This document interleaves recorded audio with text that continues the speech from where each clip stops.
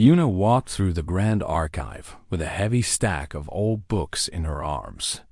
The books were so old that the pages had turned yellow and the covers were cracking. She had spent 5 years reading these forbidden texts, and now she finally had the courage to share what she had found. The Valori were a peaceful people. They had long necks, soft blue skin, and large eyes that could see in the dark. They had not known war for 12,000 years. They had forgotten what it meant to fight. They believed that violence was something from ancient times, something that civilized species had left behind long ago. Una was young for an archivist, only 40 years old. Most Valori lived for 300 years, so she was still considered almost a child by some of the elders. But she had read more forbidden texts than anyone else in the archive. She knew things that others had forgotten or chose to ignore. The council chamber was a large round room with high ceilings and soft light. 7 elders sat in a half circle, their robes white and flowing. Elder Taiho sat in the center. He was the chief keeper of the archive, and his eyes were kind but tired. "Young Una," Elder Taiho said, "you have requested to speak before the council. This is unusual for someone of your position." Una placed her books on the table before them. Her hands were shaking, but she kept her voice steady. "Elder Taiho, members of the council, I have found something in the forbidden texts. Something important." "The forbidden texts are forbidden for a reason," said another elder. "They contain stories meant to frighten children. Nothing more." "With respect, Elder, I believe they are historical records," Una said. "Records of a species that once existed in our galaxy. A species called humans." The room went quiet. Then Elder Taiho laughed softly. "Humans? You mean the sleeping wrath?" "Una, those are myths. Stories told around fires to scare young ones into behaving." "I thought so too," Una said. She opened one of the old books and turned to a page she had marked. But the details are too specific to be simple stories. The text described their homeworld, a planet called Earth, a death world where the gravity was heavy, the weather was violent, and dangerous creatures lived in every corner. "Death worlds are rare," an elder said, "and no intelligent species can evolve on one. The texts say that humans did not just survive on their death world. They conquered it. They killed the great predators. They tamed the wild lands. They bent their world to their will." Una's voice grew stronger as she spoke. "And then they came to the stars." Elder Taiho raised his hand. "Una, even if such a species existed, what does it matter? These texts are 8,000 years old. If humans were real, they are long dead now." "The texts say they are not dead," Una said. "They say that after a great war, the humans retreated. They went to the far edges of the galaxy to heal and rebuild. They left behind warning beacons to watch over the younger species." "Warning beacons?" Elder Taiho's voice was patient, like a parent listening to a child's fantasy. "Warning against what?" Una turned to another page. "Against something called the Hollow Swarm, a species that consumes everything in its path. The texts say that humans fought them long ago and drove them back. But they did not destroy them completely." "Enough," said Elder Taiho. He stood up from his seat. "Una, you are a talented archivist, but you have spent too long reading forbidden texts. These are stories. Nothing more. There are no humans.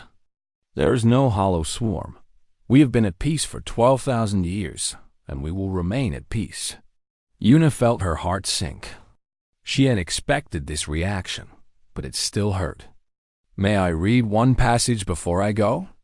Elder Taiho sighed. "If you must." Una lifted the oldest book.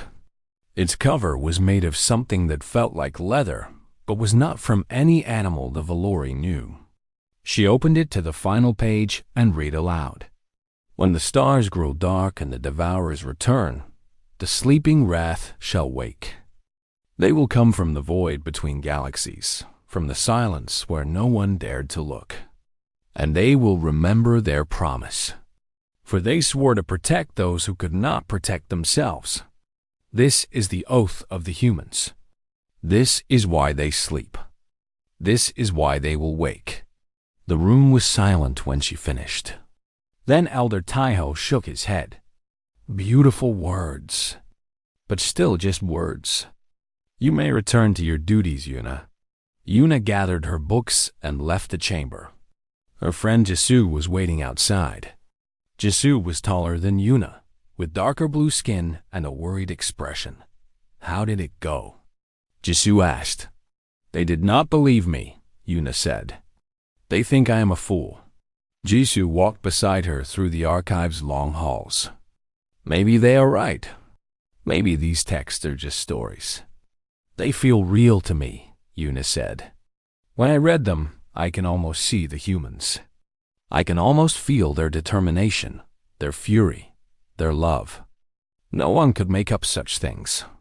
That night, Yuna sat alone in her small room in the archive. She could not sleep. She kept thinking about the texts, about the humans, about the warning beacons that no one believed in. Then her communication device made a sound. It was an emergency signal from the planetary defense station. Yuna had never received such a signal before. She answered it with shaking hands. This is the archive. What is happening? The voice on the other end was frightened. Something has entered Valori space. Something massive. We do not know what it is. Yuna's heart began to beat faster. Can you describe it? It is a ship, but like nothing we have ever seen. It is angular, covered in armor, and it has weapons. So many weapons. We tried to contact it, but the response was in a language we do not understand. Yuna closed her eyes. She knew what she had to do. Send me the transmission. I may be able to translate it. A moment later, the audio file arrived. Yuna played it and listened to the strange sounds. They were harsh, forceful, unlike any language the Valori used. But Yuna had spent 5 years reading forbidden texts. She had learned to recognize patterns that others could not see. The translation came to her slowly, word by word. And when she understood what the message said, she dropped her device and began to cry. It was not a cry of fear. It was a cry of relief. The message said only 4 words. We heard you calling. The legends were true. The humans had returned, and everything was about to change. The human ship hung in space like a sleeping giant. It was positioned near the outer moon of the Valori homeworld, and it had not moved since it arrived. From the observation deck of the orbital station, Yuna could see its shape against the stars. It was exactly as the old text described, angular, armored, covered in weapons that pointed in every direction. The Valori had no ships like this. Their vessels were smooth and elegant, built for travel and science. They had small defense guns, but those were for clearing space debris, not for fighting. Looking at the human ship, Yuna understood for the first time what a weapon of war truly looked like. Captain Dowan stood beside her. He was the commander of the Valori's small defensive fleet. He was tall and strong for a Valori, but his hands were shaking as he looked at the alien vessel. We have 20 ships, he said quietly. They have 1. And yet I feel like we are the ones who should be afraid. They are not here to hurt us, Yuna said. The message said they heard us calling. They came to help. We did not call anyone, Dowan said. Our long-range communications have not sent any signals beyond our own system. Before Yuna could answer, a guard appeared at the door. The first voice requests your presence in the communication center. Both of you. First voice Myray was the leader of the Valori people. She was old, over 200 years, and her blue skin had faded to a pale gray. But her eyes were still sharp, and her mind was still quick. She stood before a large screen that showed the human ship in detail. Yuna, she said when they entered, You are the expert on the old texts. You translated the first message. I need you to help us communicate with these humans. I will do my best. First voice. Yuna said. The communication officer pressed a button. We are receiving another transmission. The screen flickered, and then a voice came through. It was deep and calm, speaking in that strange, harsh language. But this time, there was also a translation that followed each sentence. The humans had learned to speak Valori. This is Ambassador Quan of the Earth vessel Unbroken Promise. We request permission to establish diplomatic communication with the Valori people. First voice Myri stepped forward. This is First voice Myri. You have permission to speak. But first, you must explain why you have come to our space without invitation. There was a pause. Then the ambassador spoke again.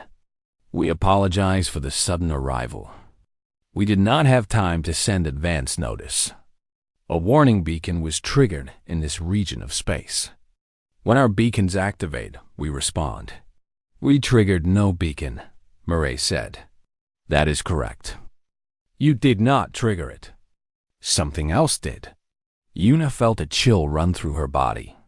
She remembered the texts. The warning beacons. The hollow swarm. What triggered your beacon? Myra asked. A fleet of vessels entered this sector of space 3 days ago. They passed near one of our hidden monitoring stations. Our sensors identified them immediately. The ambassador's voice grew heavier. They are called the Hollow Swarm. We fought them 8,000 years ago. We believed we had driven them to extinction. We were wrong. The room went silent. Captain Dewan's face had turned pale. First voice Myri gripped the edge of her chair. How large is this fleet? Myri asked. Our current estimates suggest 40,000 vessels. They are heading directly for your homeworld. At their current speed, they will arrive in 3 days. 40,000. Yuna could not even imagine such a number. The Valori had 20 ships. 20 against 40,000. Why would they come here? Myri asked. We have done nothing to them. We do not even know they exist. The swarm does not need a reason, the ambassador said. They consume. That is their purpose. That is all they know. They will devour your world, strip it of all resources, and then move on to the next. They have done this to hundreds of worlds before yours. Moray's voice was barely a whisper. Then we are doomed. No, the ambassador said firmly. You are not doomed. That is why we are here. One ship? Captain Dohan spoke up for the first time. You brought one ship against 40,000? We brought 12 ships. The others are taking position around your system as we speak. And more are coming. 12 ships, Dohan said, against 40,000. That is not a battle. That is suicide. There was a sound through the communication channel that might have been a laugh. Captain, I understand your concern. But you do not know what human ships can do. You do not know what we are capable of when innocent lives are at stake. Yuna stepped forward. Ambassador, I have read the old texts. I know what humans did in the first war against the swarm, but those texts are 8,000 years old. How do we know you are still capable of such things? A fair question, the ambassador said. We have not been idle during our long sleep. We have trained. We have built. We have prepared for the day when we would be needed again. Every human child grows up knowing that one day the swarm might return. We have never forgotten. First voice Myre took a deep breath. Why would you help us? We are strangers to you. We have nothing to offer in return. The ambassador was quiet for a moment. When he spoke again, his voice was gentle. 8,000 years ago, we made a promise. We swore that we would protect those who could not protect themselves. We swore that no species would face the swarm alone. We failed to keep that promise once. We lost 17 worlds before we drove the swarm back. 17 worlds filled with people who trusted us to save them. His voice grew stronger. We will not fail again. We will not let your world become the 18th. That is why we are here. That is why we will fight. Because you are not alone. You were never alone. Yuna felt tears forming in her eyes. She had believed in the legends for 5 years. She had been laughed at, dismissed, called a fool. But now the legends stood before them, alive and ready to fight. What do you need from us? Myra asked. We need you to trust us, the ambassador said. We need you to prepare your people for what is coming. There will be a battle, and it will be terrible. But when it is over, your world will still be here. Your children will still be safe. This I promise you. Myra looked at Yuna, then at Dowan, then back at the screen.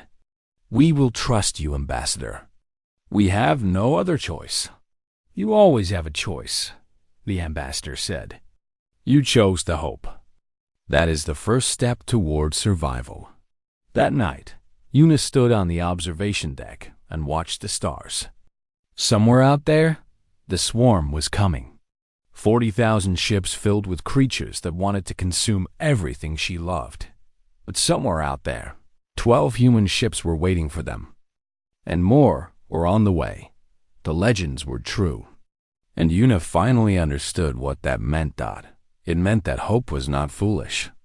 It meant that the darkness could be fought. It meant that somewhere in the cold universe, there were people who cared about strangers they had never met. It meant that the Valori were not alone, and they never had been. The shuttle that carried Yuna and Captain Dowan toward the human warship was small and quiet. Through the window, Yuna watched as the unbroken promise grew larger and larger. Up close, the ship was even more impressive than it had looked from far away. Its hull was covered in thick armor plates. Its weapons were massive, bigger than some Valori buildings. And along its side, Yuna could see words written in the human language. What does it say? Dowan asked. Yuna had studied the human writing system from the old texts. She read the words slowly. Never again. Never forgotten. Never alone. Dowan was quiet for a moment. They take their promises seriously. Yes, Yuna said. They do. The shuttle entered a large opening in the side of the warship. Inside, the hangar was filled with smaller vessels. Fighters, Yuna guessed. Each one was sleek and deadly, built for speed and destruction. Humans in gray uniforms moved between the ships, checking systems and loading weapons. When the shuttle landed, a young human was waiting for them. He was shorter than Yuna expected, with black hair and kind eyes. He wore a uniform with a badge on his chest. Welcome to the Unbroken Promise, he said in careful Valori. I am Lieutenant Hyan. I will be your guide during your visit. Yuna stepped off the shuttle and looked around. Everything was different from Valori ships. The walls were thick and heavy. The floors were made of metal that clanged under her feet. The lighting was brighter than she was used to, and the air smelled strange, like metal and something else she could not name. Your ship is very solid, Dowan said. Lieutenant Hyan smiled. We build for survival, Captain. Our ships are designed to take damage and keep fighting. We learned long ago that wars are not won by the side with the prettiest ships. They are won by the side that refuses to break. They walked through the corridors of the warship. Yuna noticed that there were weapons stored everywhere. Small guns hung on the walls. Larger weapons were locked in cases. Even the crew members carried devices on their belts that looked like they could cause harm. Why so many weapons? Yuna asked. Do you not trust us? We trust you completely, Hyan said. But humans have a saying. Hope for the best, prepare for the worst. We are always prepared for the worst. They passed a large room where humans were exercising. Some lifted heavy weights. Others fought each other with padded weapons. Their movements were fast and violent, and Yuna found herself stepping back in surprise. "Combat training," Hyan explained. "Every human on this ship knows how to fight. Even the cooks. Even the doctors. We believe that everyone should be able to defend themselves and others. Your species has known much war," Dohwan said quietly. Hyan's expression grew sad. "Yes, Captain. We have known too much war. Our history is filled with it. For thousands of years, we fought each other. Nation against nation. Brother against brother. We nearly destroyed ourselves many times." He paused. "But we also learned something important from all that fighting. We learned that the only wars worth fighting are the ones that protect the innocent." They reached a large door that opened into a command center. Screens covered the walls, showing maps of space and the positions of ships. In the center of the room stood a woman with gray hair and a face marked with lines of age and experience. Her eyes were sharp, but not unkind. "Commander Seojin," Lieutenant Hyan said, "our guests have arrived." Commander Seojin turned to face them. She was not tall, but she carried herself with the confidence of someone who had seen many battles and survived them all. "Welcome," she said. "I am the captain of the Unbroken Promise. I apologize that we could not meet under better circumstances." "We are grateful that you came at all," Yuna said. "When I first read about humans in the old texts, I did not believe such a species could be real." Seojin smiled slightly. "And now that you have seen us? Now I understand why the text called you the Sleeping Wrath." Seojin's smile faded. "That is an old name. We prefer to think of ourselves differently now. We are not wrathful by nature. We simply do not allow harm to come to those under our protection." Captain Dohwan stepped forward. "Commander, I must ask. You have 12 ships. The swarm has 40,000. How can you possibly win?" Seojin walked to one of the screens and pressed a button. The display changed to show old footage. Ships moving through space, explosions, combat. "This is from the first war against the swarm," she said. 8,000 years ago, we faced similar odds. They outnumbered us 50 to 1 in some battles.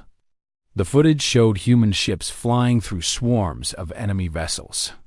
They moved with impossible speed, twisting and turning in ways that seemed to break the laws of physics. Their weapons fired constantly, each shot hitting its target with perfect accuracy. "We lost many good people in that war," Seojin continued. "But we won. Not because we had better technology or more ships. We won because humans do not surrender. We do not give up. When we fight for something we believe in, we become something more than we are." Yuna watched the footage with wide eyes. The text described this. They called it the human fury, but I thought it was an exaggeration. "It is not fury," Seojin said. "It is love. We fight so hard because we love so deeply. We love our families, our friends, our homes. And when we extend that love to others, when we choose to protect strangers as if they were our own children, there is nothing in the universe that can stop us." She turned off the footage and faced them directly. "Tomorrow, the swarm's advanced scouts will arrive. There will be a battle. You will see what we are capable of. And then you will understand why 12 ships are enough." Dohwan looked at the blank screen where the footage had played. "I have commanded the Valori fleet for 20 years. I have never seen combat. I do not know if I am ready for this." Seojin placed a hand on his shoulder. It was a strange gesture from a stranger, but somehow it felt natural. "No one is ever ready for war," she said. "The first time I saw combat, I was terrified. My hand shook so badly I could barely hold my weapon. But I learned something that day. Fear is not weakness. Fear is wisdom. It tells us that we have something worth protecting." She looked at both of them with eyes that had seen too much and hoped for too much. "You will be afraid tomorrow. So will I, so will every human on this ship. But we will fight anyway, because fear does not stop us. Nothing stops us when innocent lives are at stake. Yuna thought about her small room in the archive, about the old books she had spent years reading, about the council that had laughed at her beliefs. "Commander," she said, "why did you hide for so long? Why did you leave the galaxy alone for 8,000 years?" Seojin was quiet for a long moment. "Because we were ashamed. The first war against the swarm cost us everything. We lost billions of our own people.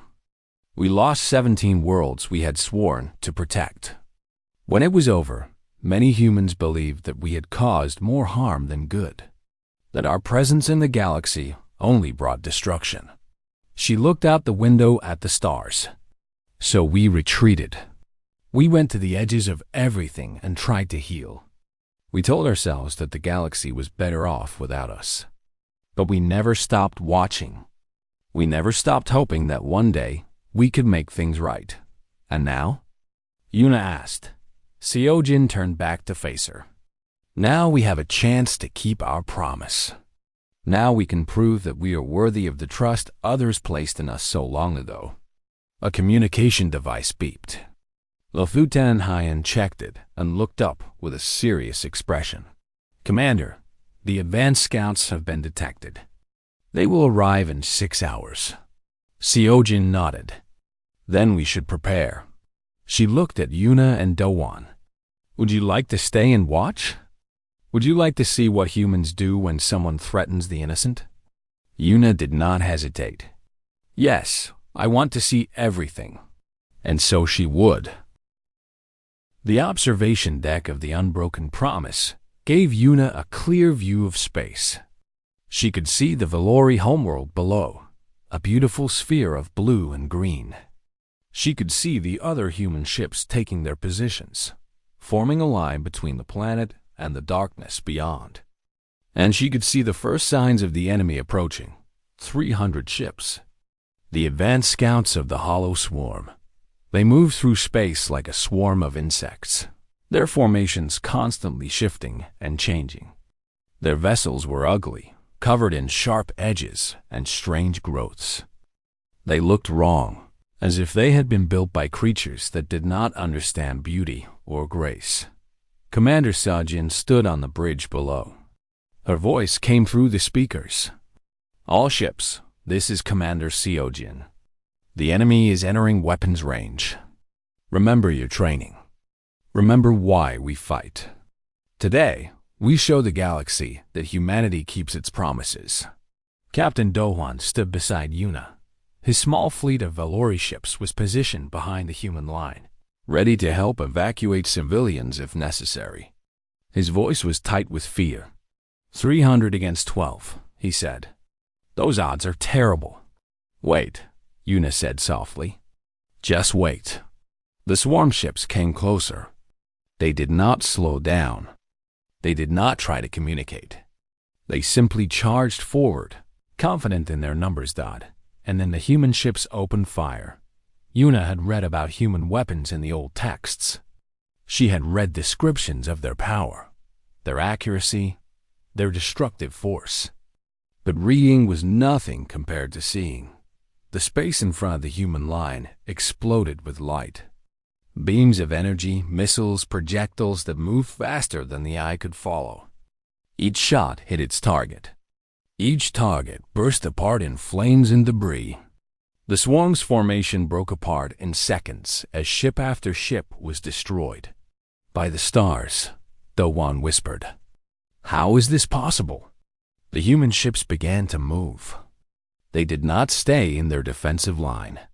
They pushed forward into the swarm of enemy vessels. They twisted and turned with impossible grace, avoiding enemy fire while returning devastating attacks of their own.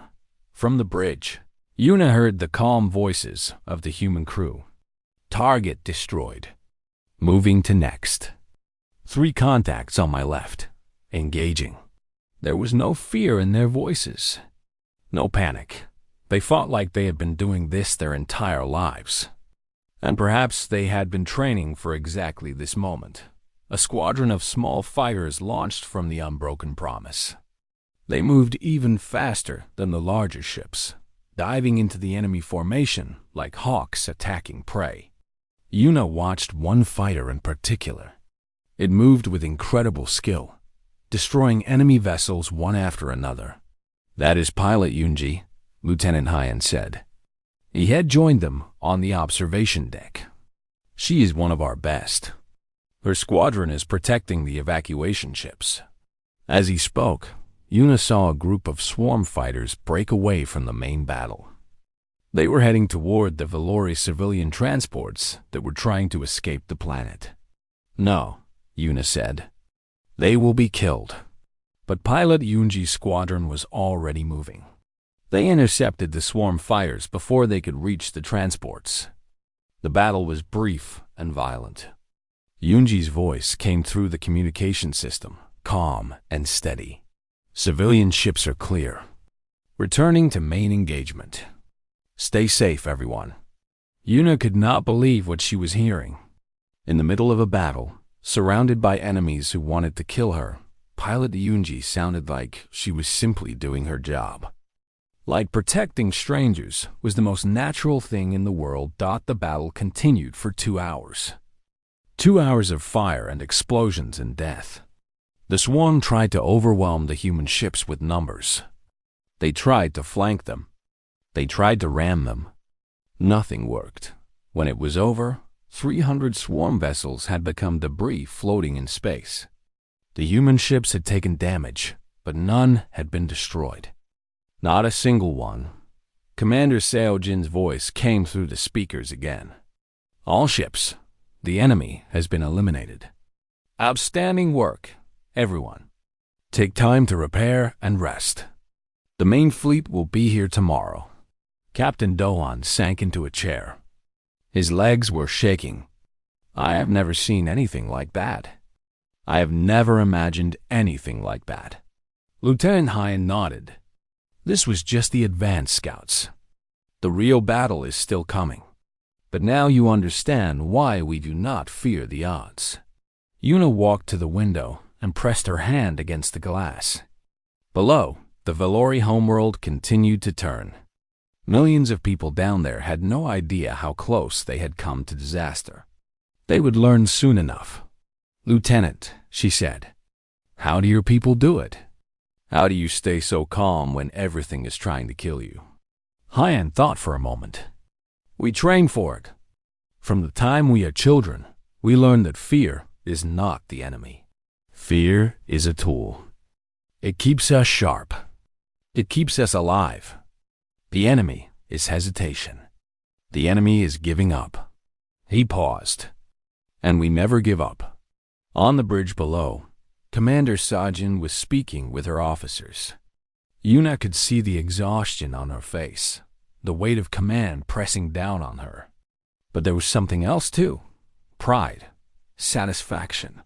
Her people had done well, and she was grateful. Then a new alert sounded. A communication officer spoke up. "Commander, we are receiving long-range signals. Multiple contacts entering the system." Seojin turned to the main screen. "The main swarm fleet?" "No, Commander."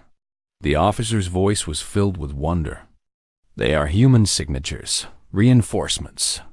The screen changed to show the outer edges of the Valori system. Lights were appearing. Dozens of them. Then hundreds. 237 vessels, the officer reported. "The relief fleet has arrived."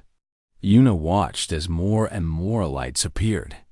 Each one was a human warship, answering the call from across the galaxy. They had traveled impossible distances to be here. They had dropped everything to protect a species they had never met. Commander Seojin addressed her crew. "Tell the relief fleet that the advanced scouts have been dealt with. Tell them to take positions for the main engagement. And tell them—" She paused, and Yuna could see tears forming in her eyes. "Tell them welcome home." That night, the sky above the Valori homeworld was filled with light. Not the light of stars, but the light of engines. Human ships taking their positions. Human weapons being charged. Human soldiers preparing for the battle of their lives. First voice Myrea addressed the Velori people from the surface. Her voice was broadcast to every home, every ship, every corner of their civilization. "My people," she said, "tomorrow a great enemy will arrive at our world. They wish to destroy everything we have built, everything we love." She paused. "But we will not face them alone. The humans have come. The legends were true, and they have promised to protect us." Yuna stood on the observation deck and listened to the speech. Beside her, Captain Dowan was quiet. "I owe you an apology," he said finally. "For what?" Yuna asked. "When you first told me about the humans, I did not believe you. I thought the old texts were fantasies. I thought you were wasting your time." He looked at her with shame in his eyes. "I was wrong." Yuna smiled softly.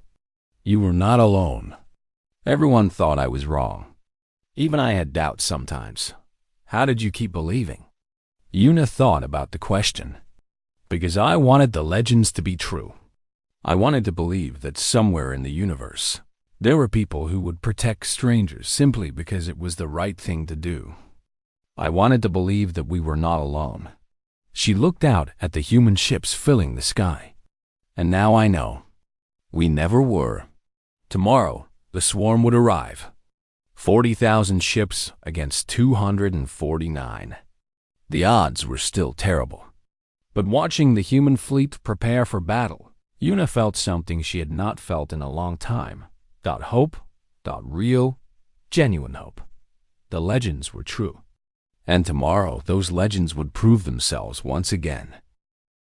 The hollow swarm arrived with the dawn. Yuna stood on the bridge of the Unbroken Promise, wearing a communication headset. Commander Seonjin had asked her to serve as a translator between the human fleet and the Velori ships. It was a small role, but it made Yuna feel like she was part of something important. Through the main screen, she watched the swarm emerge from hyperspace. Ship after ship appeared, filling the void with their ugly forms. The count kept rising. 10,000, 20,000, 30,000, 40,000, and still more came. 43,000 vessels confirmed, an officer reported. "They have brought everything." Admiral Junho's face appeared on a secondary screen. He was older than Commander Seojin, with white hair and scars on his face. He was the commander of the relief fleet, a veteran of the first war against the swarm 8,000 years ago. "This is Admiral Junho to all ships," he said. His voice was calm, almost peaceful. "The enemy is here. They believe they will consume this world as they have consumed so many others. They are wrong." His eyes grew hard. "We made a promise 8,000 years ago. We swore to protect those who could not protect themselves. We failed that promise once. We lost 17 worlds. 17 worlds filled with people who trusted us." He leaned forward. "Today, we keep our promise. Today, we prove that humanity has not forgotten. Today, we show the swarm that they should have stayed in whatever dark corner of the universe they were hiding in." He raised his hand. "All ships, engage." The human fleet moved as one. 249 ships against 43,000. The odds were impossible. But the humans did not seem to care about odds. The battle began with a wall of fire. Human weapons lit up the darkness, striking at the front lines of the swarm fleet. The swarm returned fire, their weapons crude but numerous. The space between the two fleets became a storm of energy and metal, but the humans were different. They did not stay in formation. They moved constantly, flowing around enemy fire, striking from unexpected angles. Their ships worked together in perfect coordination, covering each other, protecting each other, fighting as if they shared a single mind. Yuna translated orders between the fleets. Captain Doan's Velori ships were guarding the evacuation transports. keeping civilians safe while the humans fought the main battle. It was a small task, but an important one. "Valori fleet, watch your left," Commander Seojin called out. "Swarm fighters breaking through. Intercept them." Dawan's voice was steady now, his earlier fear replaced with determination. "Understood. Moving to intercept." The Valori ships engaged the swarm fighters. They were not as skilled as the humans, not as experienced. But they fought anyway. They fought because their world was behind them. They fought because the humans had shown them what courage looked like. Hours passed. The battle grew more intense. Swarm ships fell by the thousands, but more kept coming. They were relentless, mindless, driven by nothing but the need to consume. But the humans were relentless too. They took damage. Some ships lost systems. Crews were injured. But not a single human vessel retreated. Not a single one asked to withdraw. "Commander, the Relentless Hope is reporting critical damage," an officer said. Seo Jin looked at the tactical display. "Tell them to fall back to repair position." Another voice came through the communication system. It was the captain of the Relentless Hope. "Negative, Commander. We can still fight. We are not leaving." "Your reactor is failing," Seojin said. "You need to withdraw." "With respect, Commander, no. There are children on those evacuation ships. We will protect them until we cannot protect them anymore." Seojin closed her eyes for a moment. When she opened them, there were tears on her cheeks. "Understood, Captain. Fight well." "We will, Commander. For Earth, for humanity, for the promise." The Relentless Hope continued fighting. Its weapons fired even as its systems failed one by one. It placed itself between the swarm and the evacuation ships, taking blow after blow. And when it finally could take no more, it did not retreat. It charged directly into the largest swarm command vessel and exploded. The swarm formation broke. Without their command ship, they fell into chaos. The human fleet pressed the advantage, striking hard and fast. Yuna was crying now, her tears falling onto her communication headset. She had just watched people die. People who had given their lives for strangers they had never met. Why? She whispered. Why would they do that? Commander Seonjin heard her. "Because that is who we are," she said softly. "We protect. It is what we were born to do." The battle turned. The swarm, without leadership, began to scatter. The human fleet hunted them down, destroying every ship that tried to escape. They showed no mercy, but they took no pleasure in the killing. It was simply what needed to be done. When it was over, the silence was deafening. Where 43,000 swarm vessels had filled the sky, now there was only debris and darkness. Admiral Jinho's voice came through the communication system. "All ships, the enemy has been eliminated. The Valori homeworld is secure. Outstanding work. Outstanding courage. Today, we kept our promise."